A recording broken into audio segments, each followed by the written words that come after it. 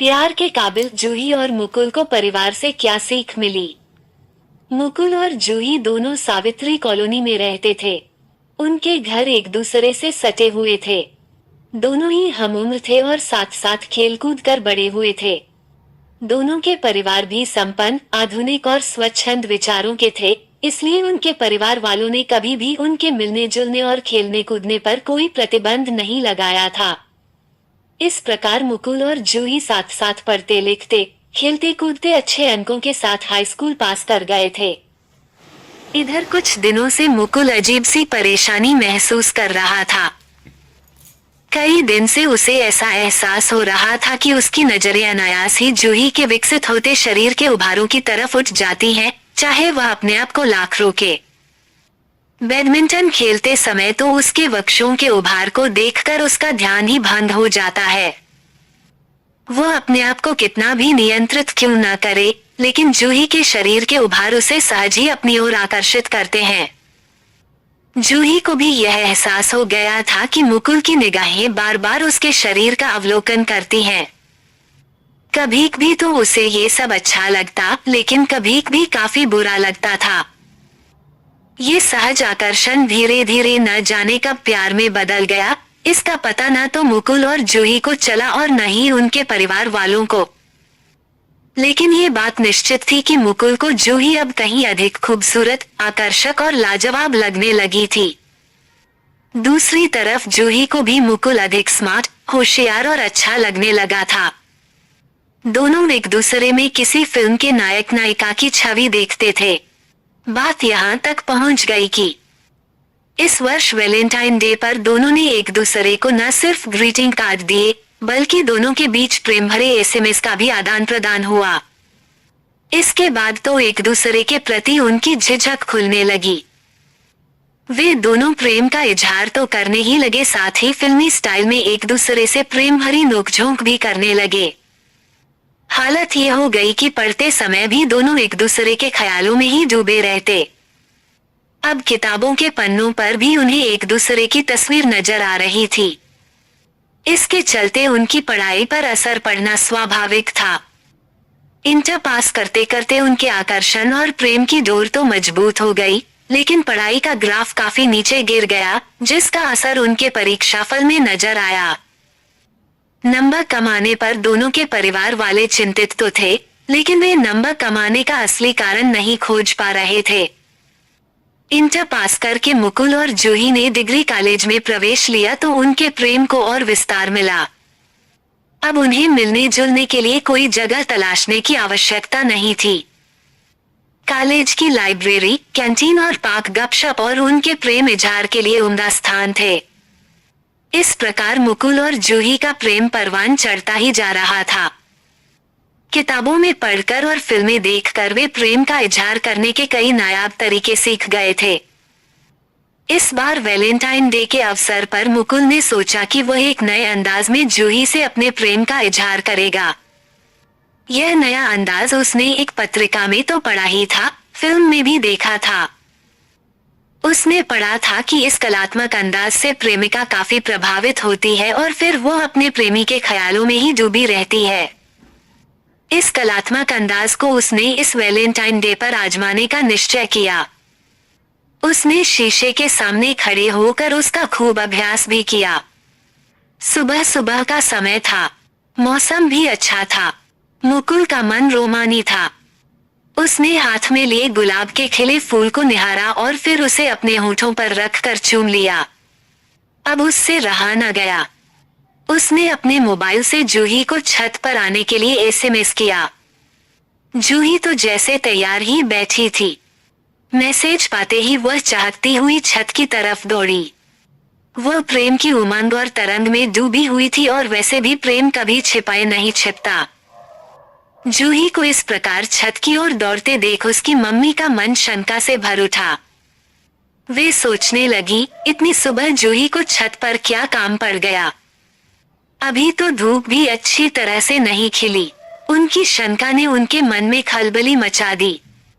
वे ये देखने के लिए कि जूही इतनी सुबह छत पर क्या करने गई है, उसके पीछे पीछे चुपके से छत पर पहुंच गईं। वहां का दृश्य देखकर जूही की मम्मी हतप्रभ रह गईं। जूही के सामने मुकुल घुटने टेके गुलाब का फूल लिए प्रणय निवेदन की मुद्रा में था। वह बड़े ही प्रेम से बोला, जूही डार्लिंग, आई लव यू। जूही ने भी उसके द्वारा दिए गए गुलाब के फूल को स्वीकार करते हुए कहा, Mukul, I love you too. ये दृश्य देखकर जूही की मम्मी के पैरों तले जमीन खिसक गई, लेकिन छत पर कोई तमाशा न हो, इसलिए वे चुपचाप दबे कदमों से नीचे आ गईं। अब वे बहुत परेशान थीं। थोड़ी देर बाद जूही भी उमंग अतरंग में डूबी हुई प्रेमरस में सराबोर गाना गुनगुनाती हुई नीचे आ गई। इस समय वह इतनी खुश थी मानो सारा जहां उसके कदमों में आ गया हो। इस समय उसे कुछ भी नहीं सूझ रहा था। उसकी मम्मी को भी समझ नहीं आ रहा था कि वे उसके साथ कैसे पेश आएं। उनके मन में आ रहा था कि जूही के गाल पर थप्पड़ मारते मारते उन्हें लाल कर दें। दूसरे ही पल उनके मन में आया कि नहीं, इस मामले में उन्हें समझदारी से काम लेना चाहिए। उन्होंने शाम को जूही के पापा से ही बात करके किसी निर्णय पर पहुंचने की सोची। उधर आज दिन भर जूही अपने मोबाइल पर लव सॉन्ग सुनती रही। शाम को जब जूही की मम्मी ने जूही के पापा को सुबह की पूरी घटना बताई तो वे भी सन्न रह गए। फिर भी उन्होंने धैर्य से काम लेते हुए कहा, निशा, तुम चिंता मत करो। जूही युवावस्था से गुजर रही है और यह युवावस्था का सहज आकर्षण है। क्या हमने भी ऐसा ही नहीं किया था? उद्धरण उद्धरण। राजेंद्र, तुम्हें तो हर वक्त मजाक ही सूझता है। यह जरूरी तो नहीं कि जो हम करें वही हमारी संतानें भी करें। निशा, मेरे कहने का तात्पर्य यह नहीं है कि बच्चों के भविष्य को ध्यान में रखकर कोई कदम ही न उठाया जाए। मैं आज ही मुकुल के पापा से बात करता हूँ। बच्चों को समझाने से ही कोई हल निकलेगा। जूही के पापा ने मुकुल के पापा से मिलने का समय लिया और फिर उनसे मिलने उनके घर गए। फिर दोनों ने सौहार्दपूर्ण वातावरण में मुकुल और जूही के प्रेम व्यवहार और उनके भविष्य पर चर्चा की, जिससे वे दोनों कहीं गलत रास्ते पर न चल पड़े। दोनों ने बातों ही बातों में मुकुल और जूही को सही मार्ग पर आगे बढ़ाने की योजना और नीति बना ली थी।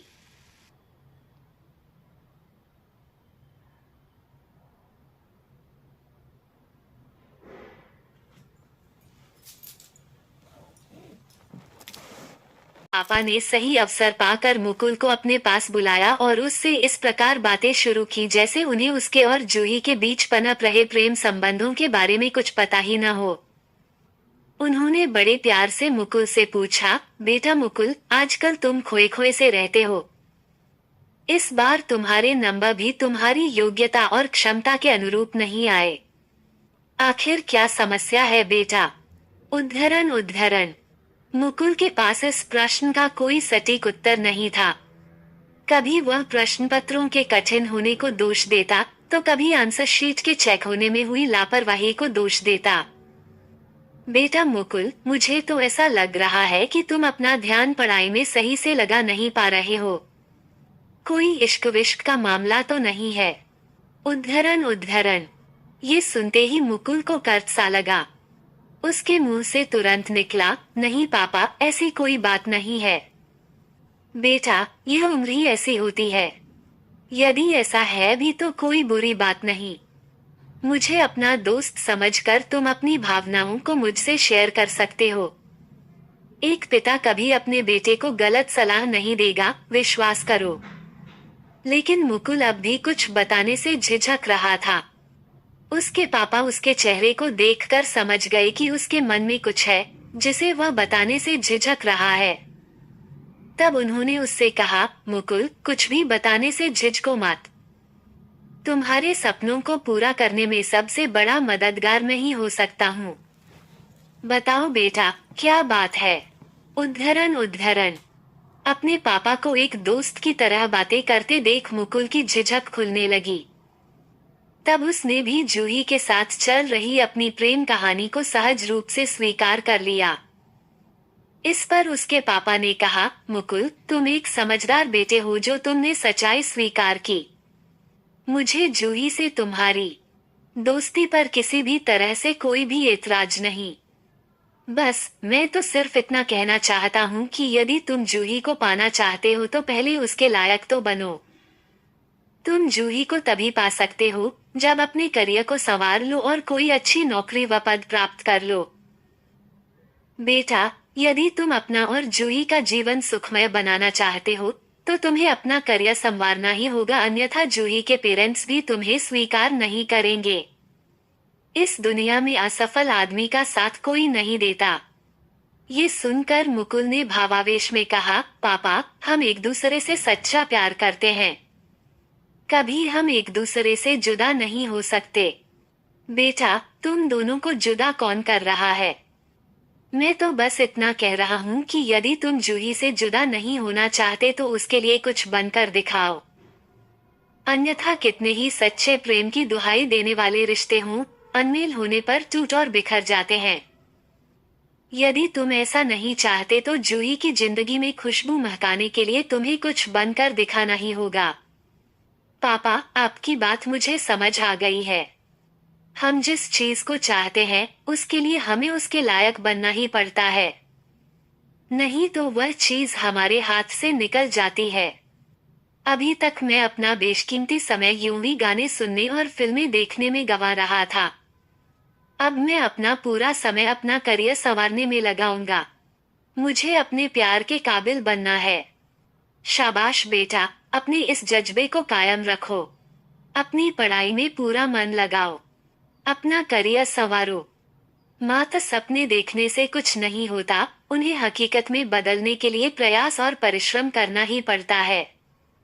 जूही को पाना चाहते हो तो जूही के काबिल बनो। पापा, आपने मेरी आंखें खोल दी हैं। मैं आपसे वादा करता हूँ कि मैं ऐसा ही करूँगा। ठीक है बेटा, तुम्हें मेरी सलाह समझ में आ गई। मैं एक दोस्त और मार्गदर्शक के रूप में तुम्हारे साथ हूँ। इसी प्रकार की बातें जूही के पेरेंट्स ने जूही को भी समझाई। इसका असर जल्दी ही देखने को मिला। मुकुल और जूही एक दूसरे को पाने के लिए अपना अपना करियर संवारने में लग गए। अब वे दोनों अपनी पढ़ाई ध्यान लगाकर करने लगे थे।